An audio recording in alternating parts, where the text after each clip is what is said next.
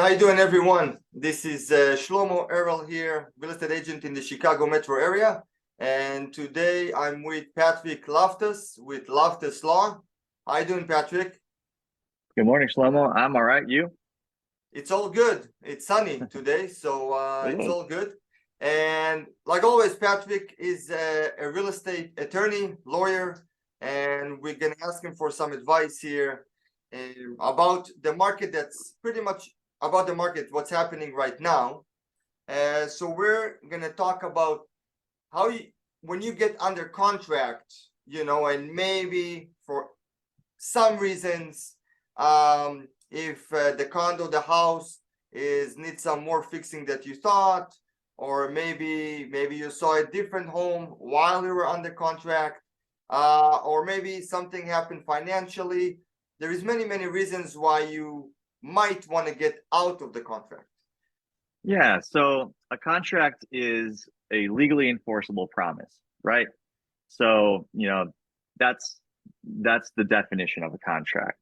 And we use the real estate brokers in the Chicago area primarily use one of two forms. I would say the most common form that I see is the multi-board form. Once both sides, buyer and seller, have agreed on all of the relevant terms, all of the material terms of the contract. So we're talking price, of course, earnest money, closing dates, financing terms, these sorts of things. Once that both sides are agreed on all those terms and they've signed off on it, you have a contract. You have this legally enforceable promise. Now, part of those contract forms and what becomes part of the contract itself are a number of contingencies. A contingency is something that needs to be met in order for the contract to proceed. Okay. So, for example, you referenced the attorney review contingency, is how I would characterize it. I have an opportunity to review the terms of the contract and suggest modifications. I can disapprove of the contract. I can approve it. That's rarely what I do. I'm a lawyer, of course. We're gonna nitpick it. That's just what we're bred to do. And really, those are the three things. So typically, I will suggest modifications based on my experience and some things that I would like to either change or add to the contract. And really, from my own perspective, really the most important things are, number one, I would need to make sure that we have an appraisal contingency unless there's been some agreement made otherwise, and those are special circumstances. And if it's condo, I need to see all the condo governing docs and financials, because we need to make sure that you're not buying into a mess. Okay.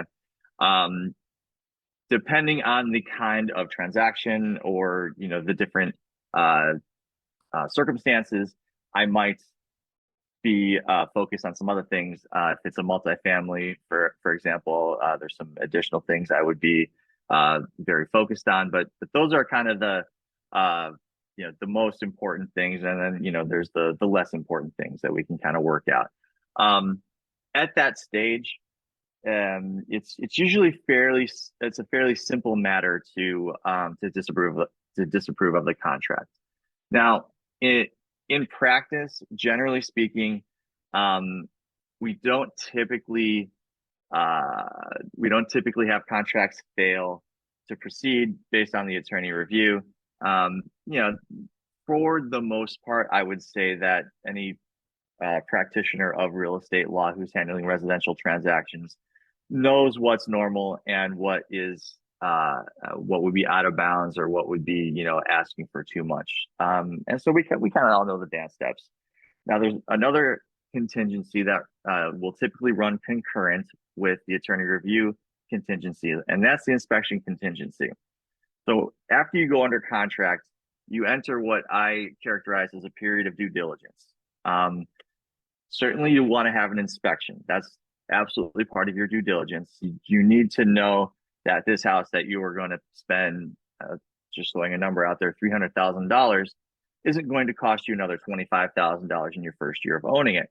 That will definitely change the financial situation present in your decision. And if God forbid such things are discovered, big problems with the roof, big problems with the foundation, anything that could cost you an arm and a leg, you'll want to know that so that you can either get a concession from the seller to make your to make the transaction make sense again, or you can cancel the contract if the property doesn't meet your standard, doesn't meet your expectation.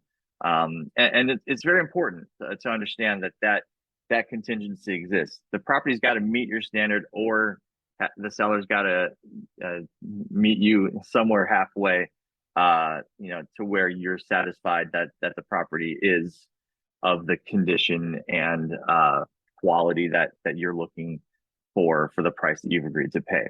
And the other part of the due diligence, really, and we're just talking strictly for someone who's buying a home to live in. If it's a condo, again, we're gonna want to see the governing documents and financials, and make sure the financials are in at least in sufficient shape that we don't think this is going to be a money pit, and that the governing docs don't have any rules that are just non-negotiables. Is there a rental restriction? Is there a pet restriction that doesn't allow me to have my dog? These are things that will often be deal breakers. Okay, great. So pretty much, just for our audience, so once we get under contract, you can still get out of the contract by pretty much, you're doing an inspection. I'm going to give an example. You do an inspection, you find out that the sump pump is not working, is faulty. So you have two options. You can be like, hey, give me from the seller, give me money, or fix it. The seller says, no, I'm not going to do anything. Take it or leave it. You can literally say, okay, I'm leaving it. I'm out of the contract. That's right. Right. So that's something that, you can see. So going into a contract pretty much means, hey, we got into a contract, but now we need to do our due diligence. And also, like you said, oh, wait a second, maybe you're checking the condo reserves, and that's like a 30 unit. And you're like, oh, you only have $20,000. I'm just throwing numbers. But $20,000 is pretty low for 30 units. That would be a concern. Yeah, right. Indeed. So that will be a concern, because guess what? If your inspector goes on the roof and say, this roof is like 15, 20 years, it might be time to replace it. That means that if they're going to be if the association will decide to replace it, you're going to get special assessment, and guess who's going to pay it? The new owners, which will be you. There's a couple of things that you referenced that I want to highlight, because I think it's important.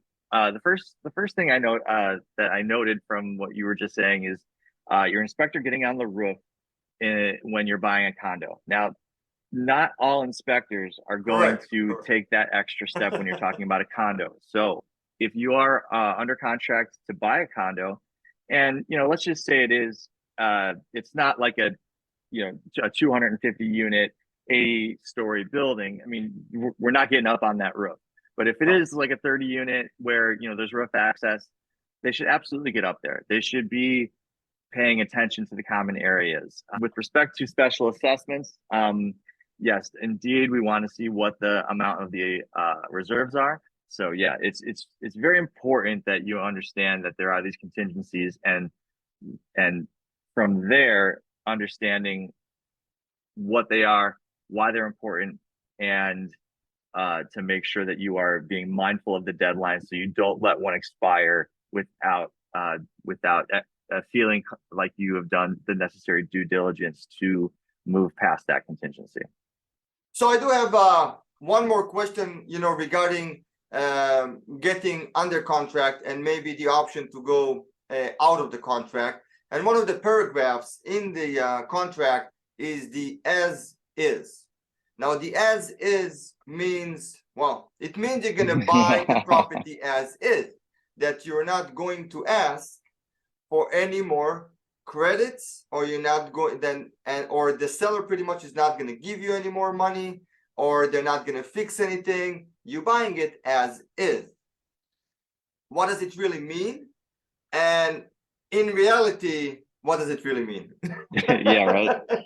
Because I had many contracts, just to kind of like, I had literally many contracts that, because it's multiple offers and you want to be the best offer out there, so you will go as is. But then you go and you find out, well, the roof is like 35 years old, the furnace is 30, like this whole house needs to be like another like 30 grand.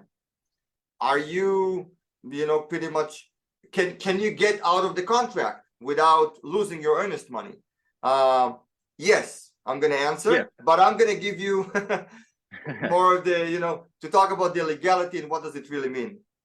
Right. So to address really the easy question to address is, can you still get out of the contract if you make your offer as is? And the answer is yes, because the way the as is provision is written, it's written such that you do still have the right to inspect, and if the house doesn't meet your standard, you can terminate the contract. So it doesn't commit you in such a way that the inspection is rendered meaningless. Now, you can waive the inspection. That's something else. That's where literally, it's not as is. It's not. I'm not even inspecting. You don't see that very often. I'd say maybe once a year I might see an inspection waiver, and you would typically see an inspection waiver in a circumstance where someone is buying a property with the intention of a gut rehab, for example. So yeah, I literally just closed one last month where that was exactly the situation. And so yeah, that can be a nice little deal sweetener if you are concerned that you may not have the highest bid of the multiple bids. Now, okay, fine. So, the way you've described as is, I think, is the way that that you would generally understand it to be, right? So it's as is, and it's a take it or leave it scenario. I'm either gonna love it or leave it, right? However, the interpretation of the as is provision is really dependent upon who is interpreting it. So the seller interprets it exactly the way that you've described. They go, great, I'm not going to get nickel and dimed by this buyer. They're not going to tell me I need $250 to replace the GFCI on the island counter or on the island cabinet, and we're going to be great. Now the buyer probably goes into it thinking similarly, and then they have the inspection, and like you're describing, they find out that, I mean, they've not seen the roof yet. They don't have a drone in their trunk to fly up there and take a look at the roof, and they find out, yeah, the roof is going to be absolutely going to need to be replaced within the next couple of years. And in fact, there's evidence of moisture staining on the underside of the roof sheathing in the attic. Okay, I mean, that's not what you bargained for, even though you were thinking as is, right? So where the buyer generally comes down after the inspection is that, yeah, this isn't what I was expecting at all. And really the ability to vote with your legs, to walk away, gives the buyer the leverage to try to get something from the seller. And it happens all the time. Once you go under contract, there is a shift in your mindset. You're already moving on to the next thing, right? So I'm under contract, it's as is. Whoops, my buyer asked for a $2,500 credit.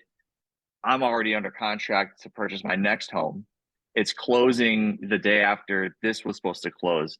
The timing's not going to work to go back on the market with the home you're selling. So that's another possible pitfall if you're a seller and you want to be stubborn about the as is. So you're right. What you said originally was that the meaning is not as it would necessarily seem, because the practical aspects of the transaction will most likely require you to consider some things that you weren't necessarily thinking about when you signed that as is contract. Right, exactly. So yeah, and you mentioned the seller, which we didn't talk about a lot about the seller, but that contract is pretty much also the buyer and the seller are under contract. And just to kind of make sure our audience understand that the seller also has the option to back out from the contract in that 5 days of attorney review. And I'm just going to give an example that if you're going under contract, you did your inspection, the seller said, as is, he's stubborn, that doesn't want to move, like doesn't want to give you a dime, and you come, you ask him, look, I want $1,000 because 1, 2, 3. He literally can cancel the contract on the spot. He can say no, and I'm canceling the contract. Like always, Patrick, pleasure to have you and give us some of your insights. And we will talk again. We will do a few more interviews just to kind of, make sure that our audience knows more about the real estate. And there is no one pill for everyone. So that's why eventually you will need to hire a lawyer or a real estate agent. It's not like we're giving you all the information. It's going to be very specific to you and the things that you want. But thank you again. Thank you for your time. And I'm sure the people will reach out with some question. And you all have Patrick's email and phone number right here, so you can catch up with him. Always a pleasure. Follow me on Instagram, Loftus_law. Follow me on TikTok at LoftusLaw. I post stuff every day. So, you want to get a free education, those are great places to get one. There you go. Just don't get into an accident while watching Patrick's TikToks. But yeah. Listen, if you got your phone in your hand while you're driving, well, that's a different lawyer. I recommend you don't. Just don't do it. Yeah, wait till you get to the stoplight at least. Yeah.